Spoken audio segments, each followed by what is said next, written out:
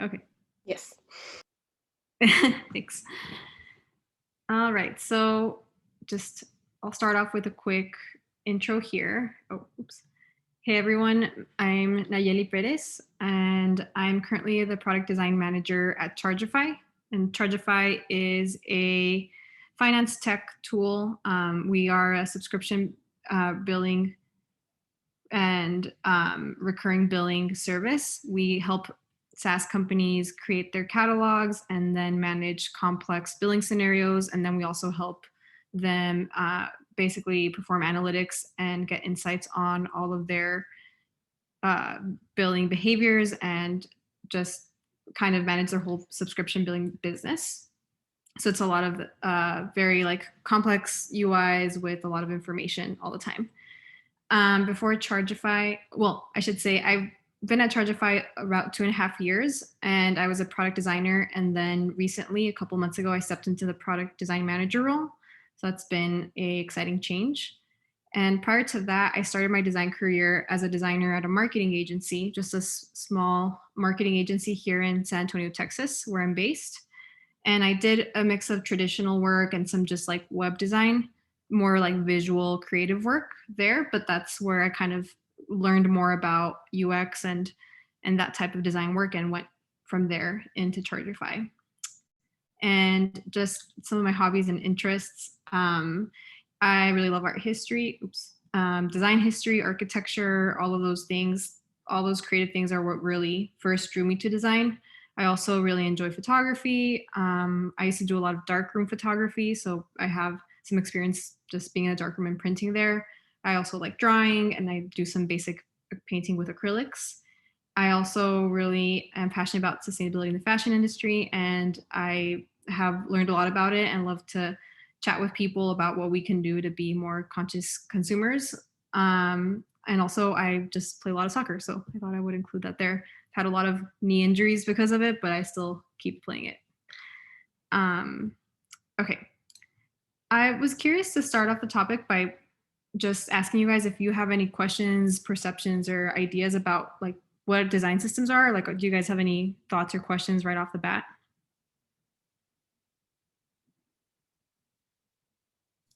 I have one. Okay. How long does like it take to kind of make a design system? I know it's a long process, and it's kind of, is it separate? I also have two questions now that I'm thinking about it. And then how different is it from like a style guide or? Yeah, those are great questions. And we're definitely going to discuss the difference between a style guide and a design system. So we'll touch on that.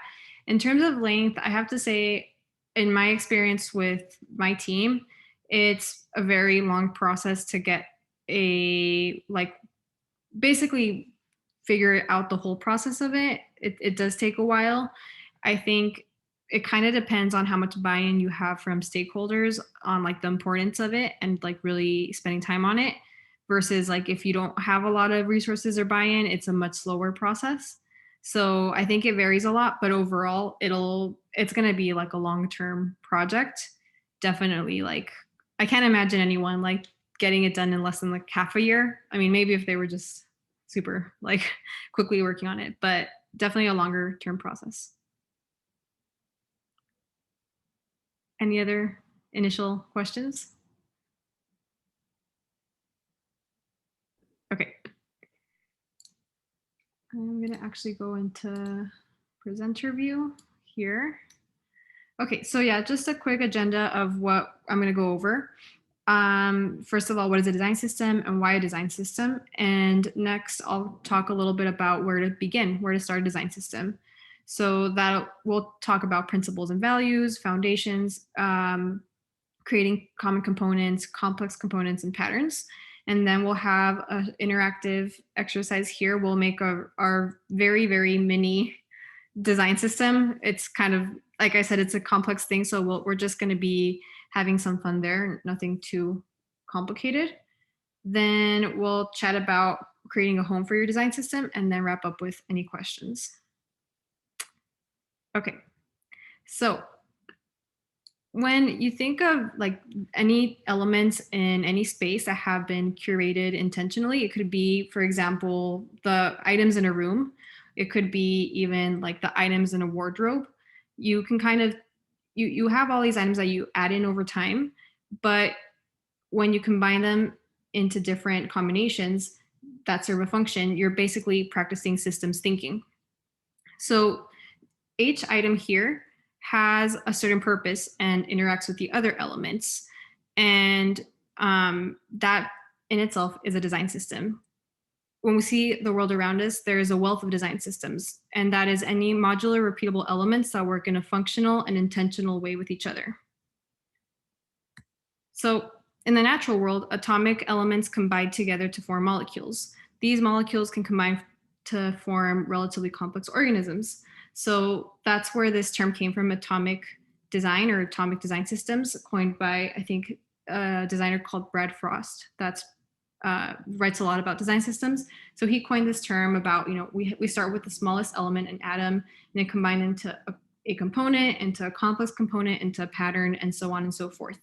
So yeah, in the interface world, just as in the natural world, we start with a finite set of building blocks, and we apply the same process that happens in the natural world to design and develop our user interfaces.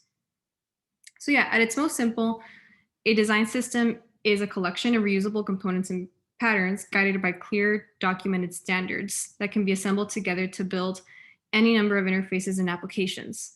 So this highlighted portion here, clear documented standards, is key because when we talk about the differences between a design system and just a UI kit or a style guide, this is what really makes it stand apart. A design system isn't just that collection of assets and components. It it it is a place where you have clear documented standards for each of these elements, and you basically give each of these elements structure and meaning and create them intentionally. So the things that you'll take into account as you define each element are things like accessibility, your brand's value system or your organization's value system, the brand and aesthetic direction of the company, and just best UI or best like UX practices. So it's more than just the colors and the styles because you've thought through all of these different things as you built each element, and you also think of how each element will interact with each other. When you take a step back, it gets even more it gets more complex because you also have to think of how this component library and component guidelines will change over time. So usually you have a set of designers contributing to this set of components and guidelines, but you have to consider, okay, what process can I create that will make this a living and breathing document? The last thing you want is to put in a lot of work into a design system and there's no real way to update it smoothly and it kind of gets left in the dust. So a big consideration is the process of how it'll change over time. And additionally, this is a library that you want, or this component library or design system library is something you want the developers to reference and be using all the time. Like we create these components, we think thoroughly about these components so that then engineers can easily reference them. So the design system also entails taking a step back and designing out a process with all these people involved in order to maintain it over time. It's an important part of the design system. So why a design system? The reality in any design team is that we have different people working on the same application, tackling similar issues, yet each finding their own solution. And that's not even just designers. We often have engineers, front-end engineers they see a design, they haven't made a button like that before, they poke around and they put something together, but that, they didn't take into account lots of things that a designer would have taken into account. What ends up happening is that UI interactions become less consistent and less predictable. So this results in an incoherent user experience. As I said, without a design system, knowledge is scattered. If knowledge isn't documented, best practices are difficult to discover. Additionally, teams will reinvent the wheel. Designers and developers burn time on problems that have already been solved by other product teams. This wastes time, yields uneven results, and takes away teams from solving new and more interesting problems. With a design system, we're able to create a more cohesive and consistent user experience. And we can also increase innovation. Since the design system carries a burden of a lot of the mundane design problems and decisions, designers and developers don't have to be caught up in those smaller decisions. The design system can also help achieve a sustainable cycle of updates. Since the design system helps capture the best practices already, all the parts of the app will benefit from this. That means if we create like a very well-designed component that's been really that brings in all the best practices, we'll make sure that that component is used across the app. And when we want to add another, update to make it even better, we'll just update that one component, and it'll kind of propagate through the rest of the app. And so it creates just a sustainable cycle of updates. And importantly, it also helps achieve a shared vocabulary. So having a common language for naming of components, techniques, and conventions just increases collaboration within the design team and also across teams. Again, like I said, working with engineers is key. Like a big part of the design system is achieving that collaboration with engineers. So throughout just, why a design system? What is a design system? Some concepts that really come to mind are these 3 S's: systems thinking, scalability, and sustainability. So systems thinking. When we're creating a design system, we really have to be super concentrated on the idea that one change can impact the whole system. That's a guiding principle. And I think a lot of people that are interested in UX probably have this natural inclination towards thinking about systems. And I think that's why design systems is an interesting challenge for a lot of people that are interested in UX, because we're already naturally thinking that way, but we have to kind of double down and really think of how one update to one element is going to impact how it's the many, many different ways it's used already. Scalability. We want to create elements in scalable and repeatable ways. Doing so manages and mitigates chaos. So this will be important in how we set up like your design files and making sure that you can reuse and nest components as much as possible so that you can quickly make updates. Additionally, developers and front-end developers will definitely want to create and structure their code in scalable and repeatable ways. So a big part of that is using variables and really being very like variable first. So you can always just change one thing and that'll kind of propagate throughout the rest of your structure. And finally, sustainability. We must create a system that can be maintained over time. A design system must allow for change and growth and must account for all of those that need to use it, including designers, developers, product team, etc. So kind of goes back to, like I said, taking a step back. You have all these people involved in that system. And it's interesting. Setting up a design system is obviously a challenge in terms of just the actual components, but it is also like a challenge in setting up a people system. How do you work with all these different people to make sure that there's communication and it's dynamic? Because we don't want it to just get left in the past and no one uses it. Okay, so where to start? So who would be involved in setting up a design system? Obviously, we have the designers that are super focused on designing the components. Then we also work with a brand or marketing designer, or additionally just your marketing team if there isn't any designer. Of course, they have a brand guide, and your visual decisions are going to be somewhat influenced by that brand guide. I mean, depends what type of app you're designing for or what type of product you're designing for. But of course, you want to make sure that there's a tying thread between your brand design and also the visuals in your design system. Importantly, engineers. Like I mentioned, engineers are a big part of the design system setup. We need to collaborate with the developers to ensure that there's a smooth process when it comes to translating the components in your design tool, in your Figma library, for example, into code-based components. We also need to have, at the end of the day, once we make more progress on this design system, we need to have a repository for the design system. So this repository would include all the design guidelines and the visual examples of the components and patterns. But additionally, to ensure the adoption of the design system, the repository should also include the names and guidelines for the code components that have been created and vetted by the design system. So again, in order to create a repository that will work for engineers, we have to work obviously with engineers, whether they're on your and on a design team. Some design teams do have like a UX engineer or front end designer or some sort of dev resource, but oftentimes you'll have to work with external developers, which also reminds me that why it's so important to get buy-in from leadership, because design system does take, if you want to create a thorough design system, it takes time and resources. And finally, a UX writer or someone in the marketing team that's writing content, it's helpful to just have someone that knows the tone and voice you want to convey to also write guidelines for the tone and voice. So all of these people might be involved. Definitely designers and engineers would want to be involved.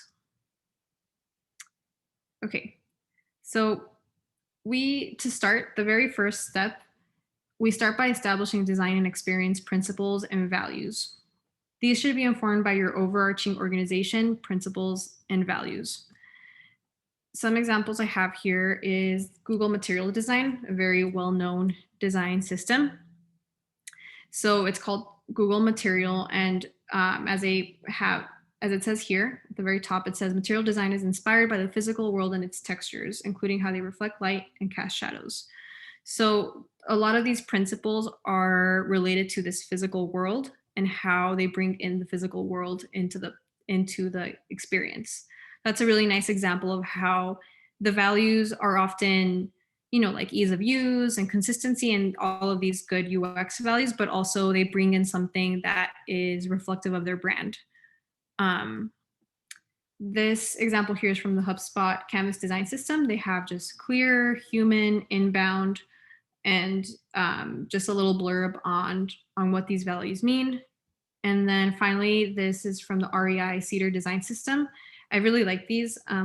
Just like even the descriptions, if you read them, are really nice. And I like this blurb at the top. These principles are meant to give us a shared vocabulary for translating the brand into the digital experience and products we create. So it's inspiring, inclusive, human, all of that.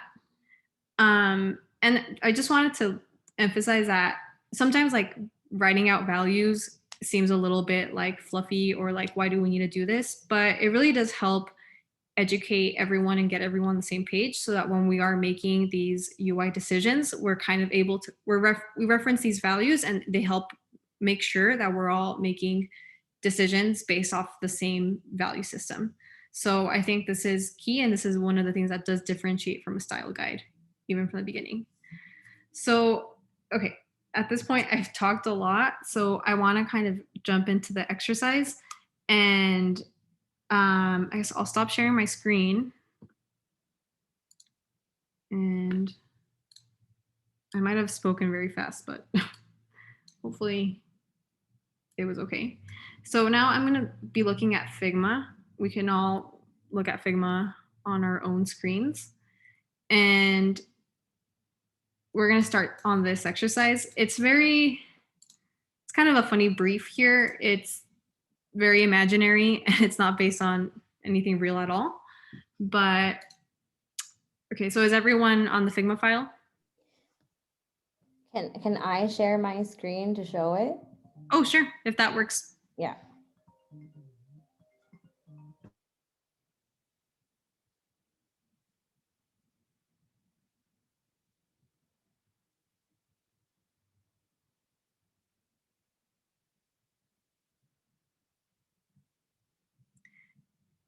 Are you going to share it, Chrissy, or should I share it? Sorry, I'm trying to figure it out. Yeah, sorry, I'm trying to like manage a lot of things. Yes, can you please share? Yes. Or do you have two monitors? I don't wanna stop you from. Oh no, it's fine. I can share. All right. So I have these little images here that I grabbed from Dribble, just from like a brand designer that I really like. And I'm just doing a super imaginary brief here. We're imagining that this company, PT's Coffee, is launching a coffee distribution platform, a web app. And in this platform, coffee shops can place orders, track their shipments, and manage recurring orders. So at this point, it's going to seem that like we're making more of a style guide, but the only reason for that is because we just have limited time here. So we're going to kind of take some ideas of the design system process and work with them. But obviously, this will not be an exhaustive sort of example here of what a design system is. But anyway, just trying to make this a bit more interactive. So let's start by actually imagining some values that this company might hold. And I just want us to kind of like write some things on the screen as you think of them. I'll do it too. Okay, so just here under the value section, if everyone can just type in whatever, it doesn't have to be, you know, clean or ideas or anything. It's more of a just a brainstorm here. Nayeli, I'm having trouble getting into the Figma file. Is there a way you can share the link of the file? Yes, that's a good idea. Copy and paste it. Yeah, let me Thank grab you. some.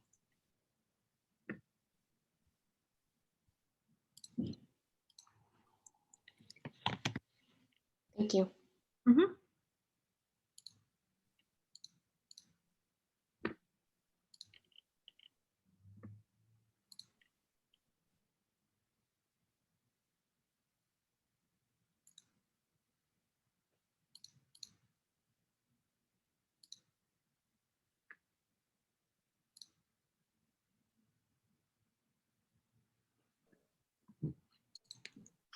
It doesn't look like I have permission, so I can just watch. Yeah, if you think of anything, just, you know, let me know and I'll throw it onto the screen.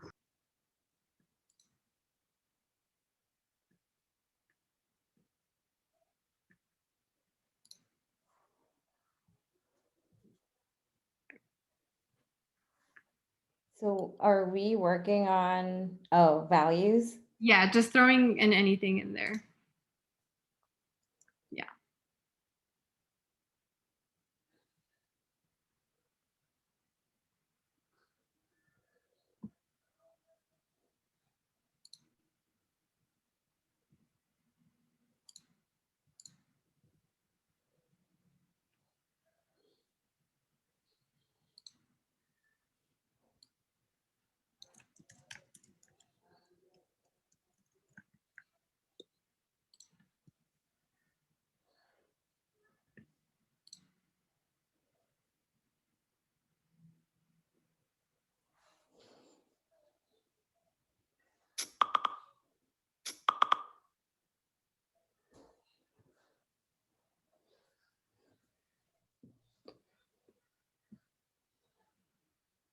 If you have any ideas, Lynn, just add it on chat.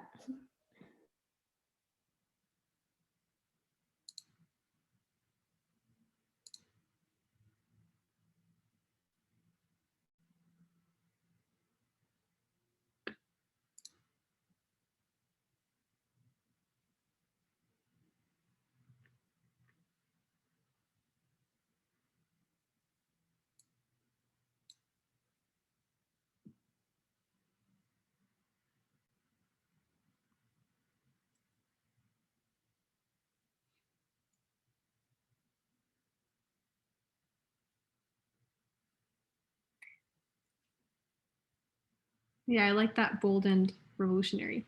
I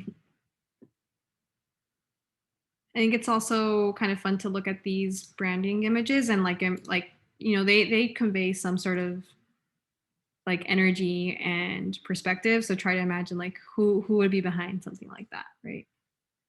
Just for fun.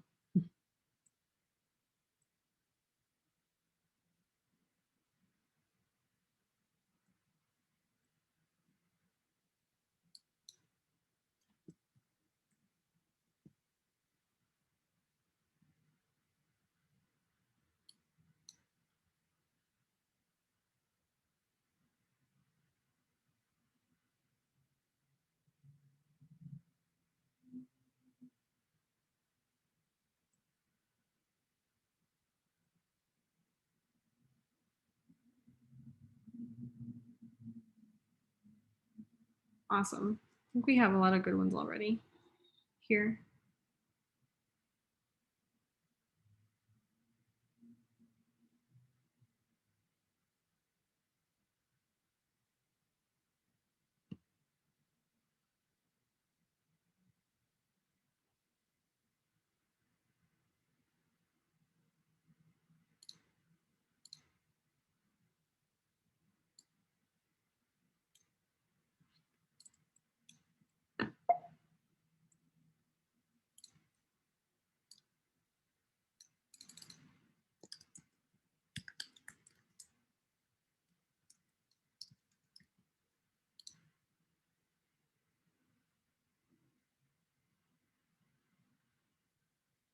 Cool.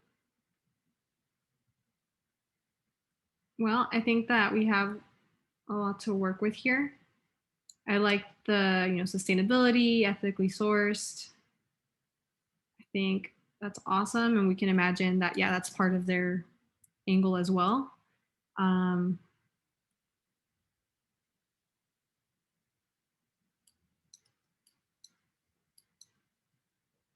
So I think, if we were really fleshing this out, we would kind of grab all of these and try to understand which ones we can apply in a more design and UX focused way. I think I like the bold and revolutionary. I think that can really be applied to the design system. Also,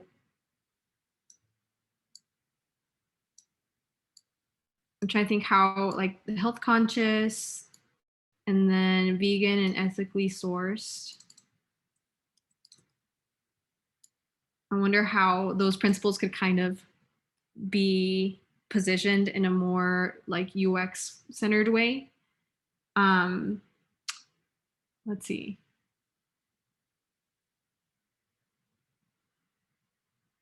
Maybe just trying to be very clear with your user, like you just give them all the information they need so that they can always make an informed decision every time they like take an action. That's kind of in line with being, ethically sourced, is being really transparent about where all the different parts of your product come from. So if we can just be sort of always be clear about what actions, always be clear about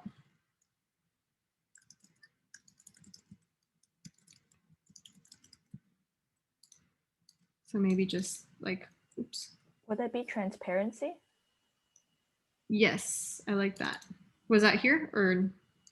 Yeah, I guess since you're like writing a full sentence, I was just wondering if you're trying to make it shorter. No. Yeah, no, that works. I think all of them, like, if we were to flesh all of them out, we'd have like a word and then a blurb kind of thing. But yeah, I think transparency kind of is in line with the ethically sourced part of things. So yeah, that's kind of how you can see, like, we'll take all the values that we have and then translate them into design and user experience values that will be very focused in on. So for now, just for the sake of the exercise, I'm going to grab a few here that I think can definitely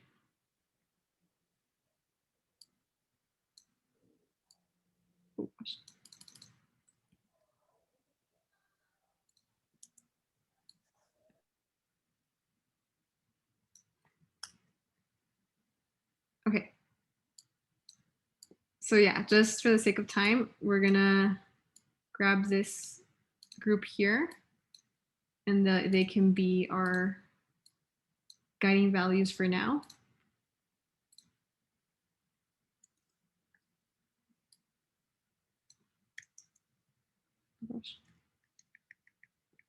Oh no. Uh-oh. Sorry.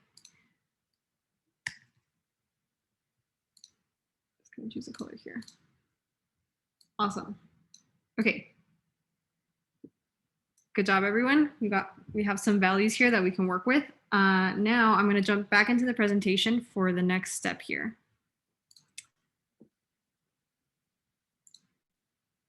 Let me share my screen again. All right.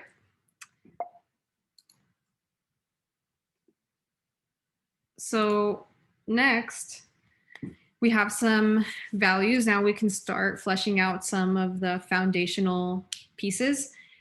And we're going to start by establishing typography, colors, iconography, shadows, spacing, etc. Other important things to establish from the beginning would include accessibility and responsiveness. A note on accessibility: most accessibility principles can be implemented pretty easily and they don't really impact the overall look and feel, but if you establish them from the beginning, it helps you scale upwards and just have that like build off of that. And some of the key accessibility principles include ensuring that content is available through sight, hearing, or touch, that content is compatible with keyboard or mouse navigation. Of course, like just the color accessibility, contrast ratios, and just consistent usage of navigation, icons, and terminology across site. So as you were putting together the visual foundation, such as typography, colors, shadows, this should be informed by your brand. Of course, you'd be working with marketing to ensure that there's that tying thread. Additionally, it'll be informed with what you're designing for. So if the interface is comprised of complex workflows and tasks, you might choose fonts that are kind of blend into the background. Or if you have an interface that is a bit more concerned with engagement and conversion, so a bit more marketing goals here, you might try to have just kind of like funner fonts or more engaging fonts or things that kind of surprise the user. So definitely think of what you're trying to accomplish as you start laying this foundation. And then, yeah, I have a little, I got excited about it, I guess. I wrote design tokens with an exclamation point because these are pretty important and they're pretty interesting. Have you guys heard of design tokens before? No? Okay. I Yeah. do it at work. Yeah. So design tokens are a concept that has developed, I would say, somewhat recently in like the product design world. This is the terminology that refers to the smallest functional elements of the system. For example, colors. Colors are a good example here. So design tokens are indivisible pieces of an interface like colors, font sizes, spaces, animations, shadows, z-indexes, breakpoints, and so on. They're central and tiny pieces of UI information that will be used across several platforms during the conception of a digital product. So imagine you have a product that has a web app, it also has native apps, and it has maybe some other sort of ways it's displayed. You would want to have these sets of colors, for example, that are then used across everywhere. But wouldn't it be awesome if you change it in one place and then everywhere else, it kind of just pulls from that one place?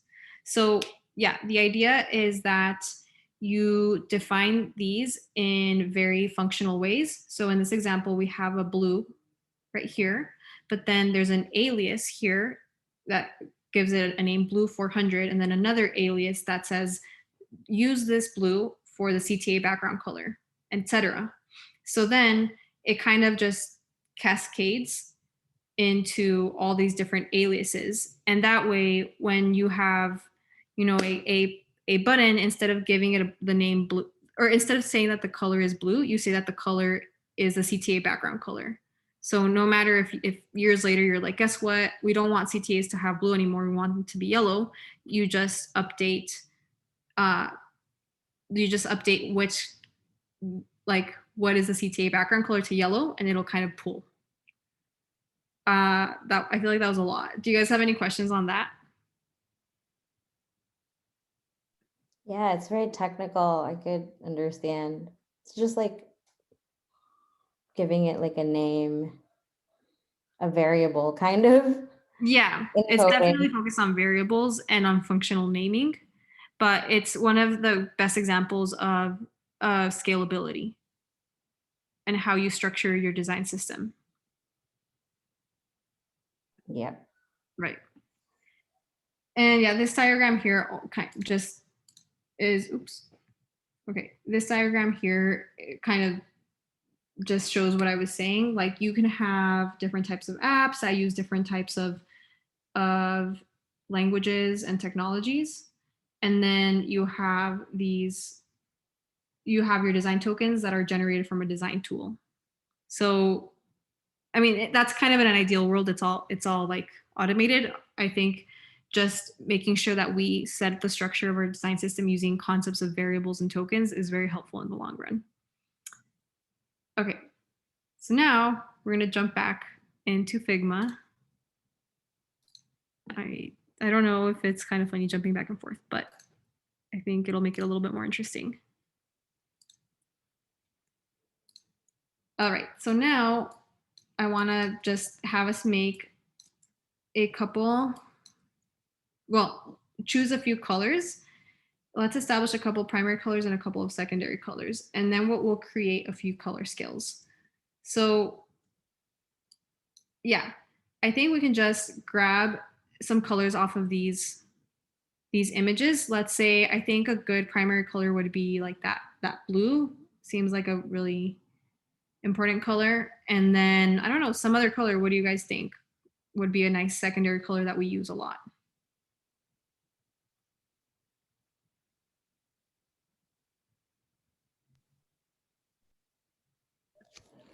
That brown beige one, or Yeah, I mean, those three, right? Blue, beige, yellow. It's right there. right.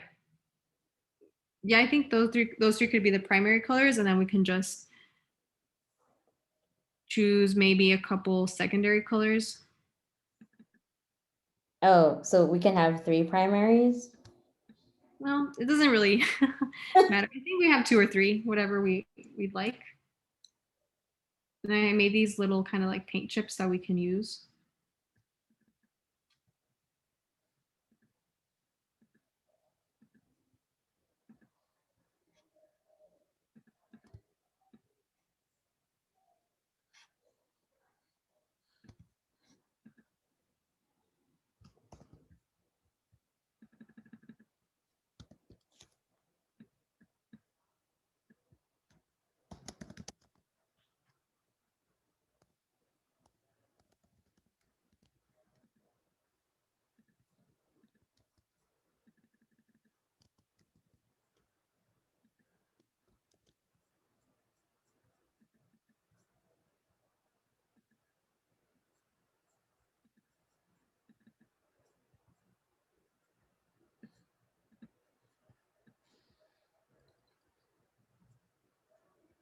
How do we find the RGB here? So if you Hit click inspect. on the color here, you would drop down this HSL thing and click RGB. Oh, right.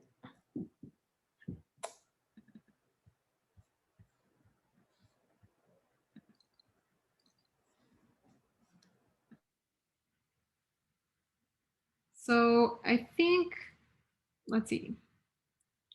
We have the yellow and the blue.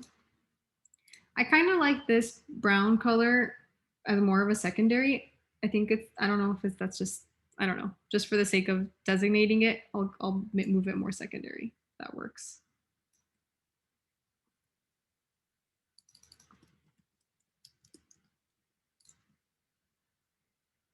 And then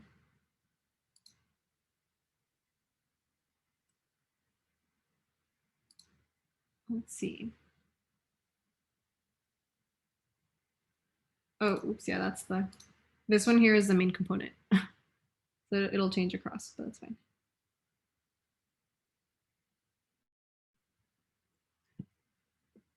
I'll go ahead and move the actual component up here and make a copy. There you go. So we can just edit that one there easily.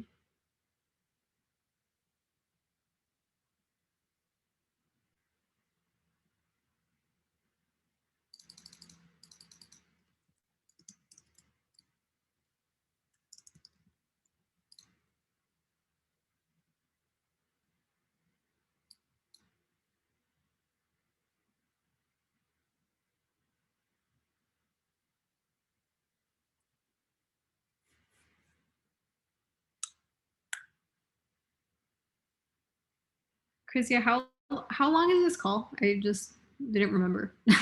Like how much time do we have?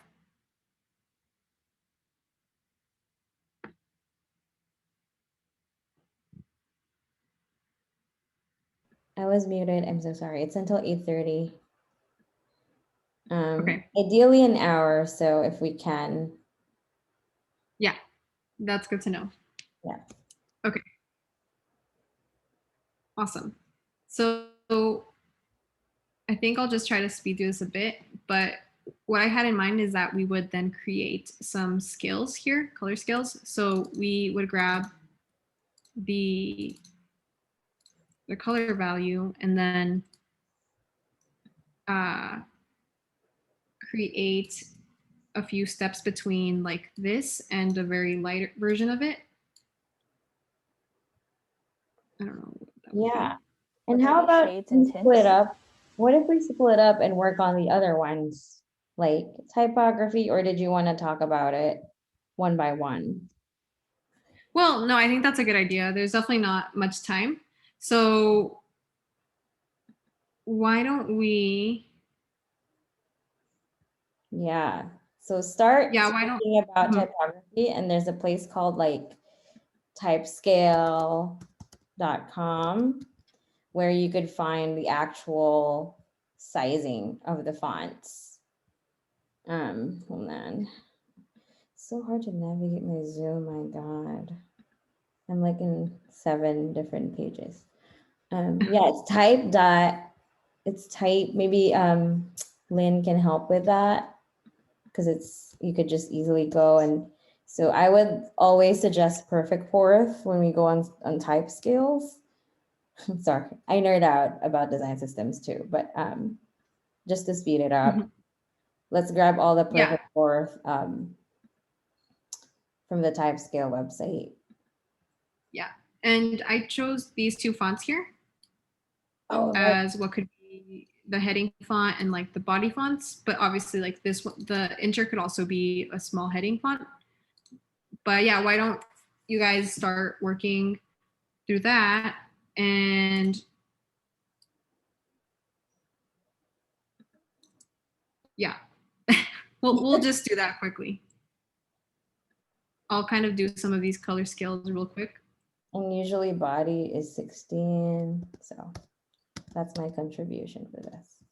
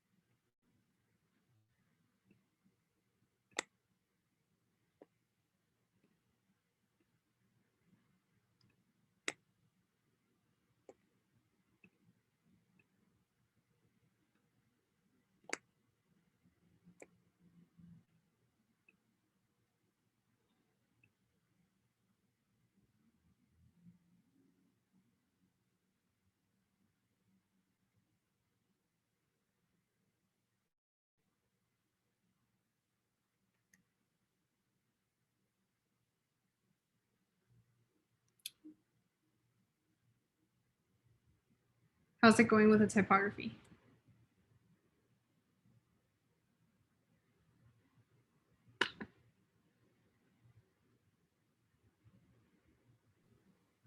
What are we using? What's our type scale?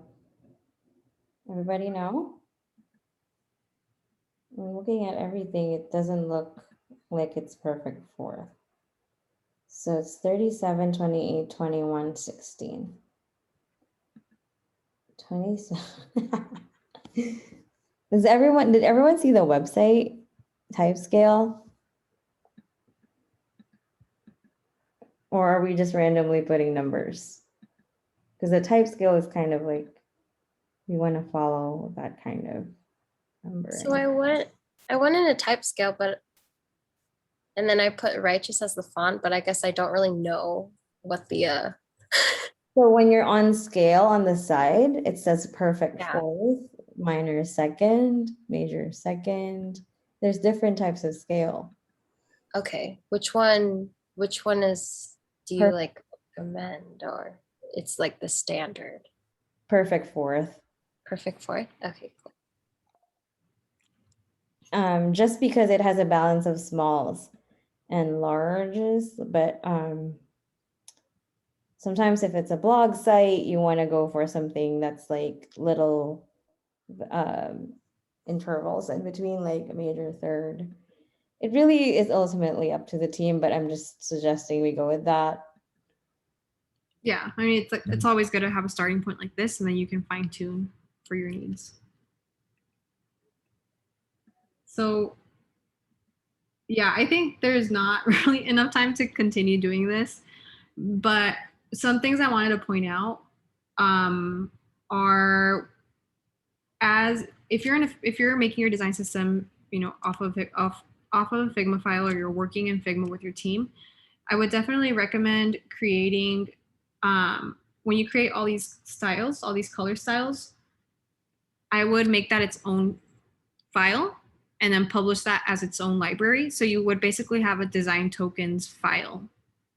And that way, when you're working, let's say you don't have just a web app, you also have like a website for something else, and you have maybe a native app, you can turn on that design tokens library on all your different files, and it doesn't bring in all the other files that are just pertaining to a certain platform or a certain environment. So that's a helpful Figma tip there. So I would do that with colors, and perhaps with like drop shadows and that type of stuff. Fonts are probably going to be very heavily based on the environment you're in. So you're probably going to have a set of typography decisions for web, a set of typography decisions for mobile or whatnot. But as colors and drop shadows and all of that, I would definitely keep in their own file. Okay, I think I'm just going to jump back into the presentation to make sure I finish off the rest of it here before we run out of time.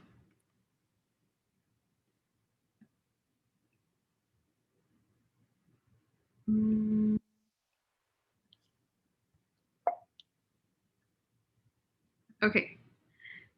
So yeah, after you create your foundation, you're going to want to create the most common, like, simple components. That's buttons, navigation, containers, pills, tooltips, etc. After that, you'd create your kind of complex or nested components, such as inputs, filters, or progress bars. And again, important concept that I'm sure a lot of you guys are familiar with is designing for state. One thing you want to really consider when you're creating a design system is just being super thorough with the states that you might have. You could have default, of course, hover, disabled, but also focus or active, selected. And if you're designing for anything with a touchscreen, of course, pressed or dragged. All of those are important, and there's probably a few more. You need to be very mindful about states and including those. And then finally, you would want to create just more common patterns that are in your application. And that'll be different, of course, for every type of product or app. And in my job, like, we have a lot of tables, informational tables of all types with filters. So filters and tables are just super commonly used. And we have spent a lot of time defining those patterns in our design system. And yeah, so zooming out again, like you're going to be doing the work on just the visuals and the UI and the UX of it, but it's important to, as you're doing this, to be getting buy-in from stakeholders, since you do need a lot of resources to put this together, but also you need a lot of people to have to back you up in it and just know the importance of it. So a design system won't take off if the people who decide on funding it don't buy into it. You need to get buy-in from executives to fund the system, and you need to evangelize the design system. So the more people are have bought in, the better. And the kind of, I wouldn't say last step, but an important step is creating a home for your design system. Some companies use Envision DSM and publish all their stuff on there. There's a lot of different platforms such as Storybook, which is commonly used. It's a library and playground sandbox for React components. So with Storybook, which I think we're starting to use it at my workplace, and we're using it with React, but I believe you can use it with different types of React frameworks or different types of front-end language frameworks. You could use it with Figma. So designers though, from that side, right? Storybook is for engineers, no? Well, it's just the idea of creating a home for your design system. So like if you and the engineers decide you want to use Storybook also allows you to add like content in there where you can basically define the guidelines.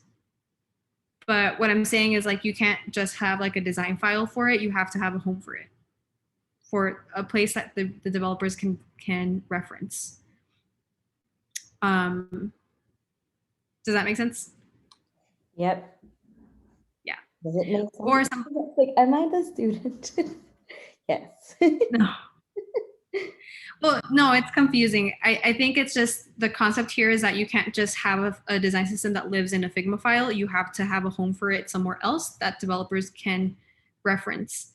And you would want to have both like the guidelines, but also you want to kind of point to the right, like the names of the components that you're using. So I have an example here with the IBM Carbon design system.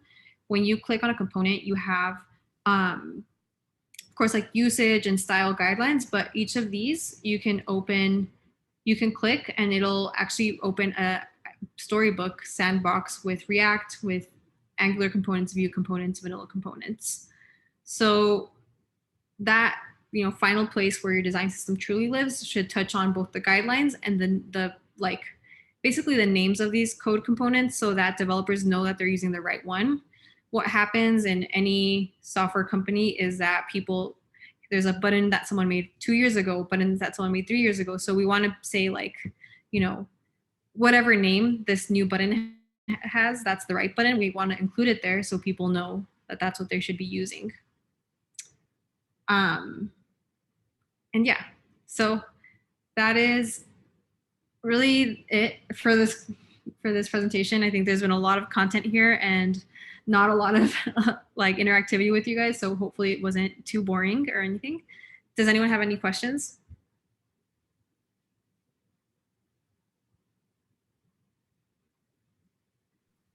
I have a question. When you're starting with a design system, are you usually starting from scratch, or is there like a template that you can follow that you can use?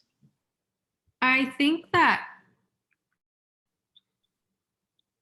I don't think, well, not that I know of, I don't know of any template, but I do think that in many places, if it's a company that's existed for more than 2 years or so, someone tried to make something at some point, whether if it was just a style guide. So you're jumping off of that. So there's usually like a starting point. It's just usually it's not very organized. Like no one's taken the time to organize it or write guidelines.